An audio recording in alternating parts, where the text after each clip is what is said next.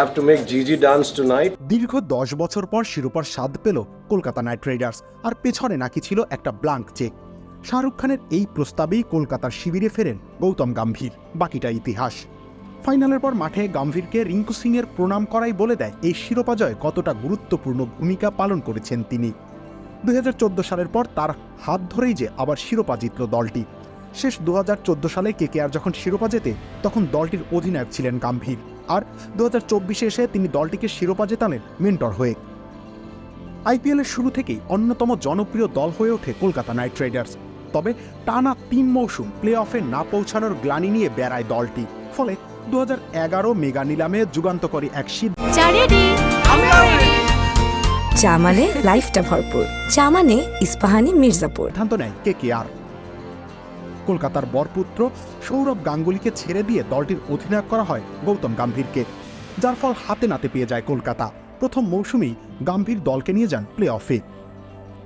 তবে গম্ভীরের প্রথম বড় সাফল্য আসে 2012 সালে। প্রথমবারের মতো কলকাতা নাইট রাইডার্সকে শিরোপা জেতান তিনি।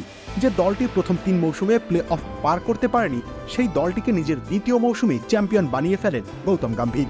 তার জয়রথ শুধু এখানেই থেমে থাকে না, 2014 মৌসুমেও আবারও গম্ভীরের হাত ধরে শিরোপা জেতে দলটি।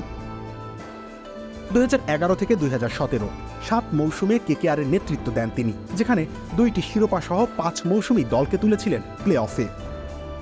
2018 মৌসুমে গম্ভীর চলে যান দিল্লিতে। 1 মৌসুম পর খেলা ছেড়ে দিয়ে হয়ে যান মেন্টর। এমনকি লখনৌকে নিয়ে যান প্লে অফে, যেখানে 6 মৌসুমে কলকাতার সাফল্য বলতে একবার প্লে অফ ও একবার রানার আপ। দল পরিবর্তন, অধিনায়ক পরিবর্তন, কোনো কিছুতেই যেন মিলছিল না সাফল্য। তাই তো গম্ভীরকে ফিরতে দলের মালিক শাহরুখ খান নিজেই অনুরোধ করলেন। তিনি ফিরলেন গত বছরের নরবরে দলে সামান্য পরিবর্তন করে মেন্টর হিসেবে প্রথম মৌসুমেই কলকাতাকে এনে দিলেন শিরোপা।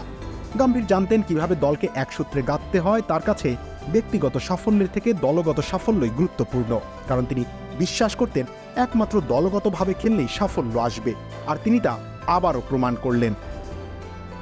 রবিউল ইসলাম রনি, খেলা 71।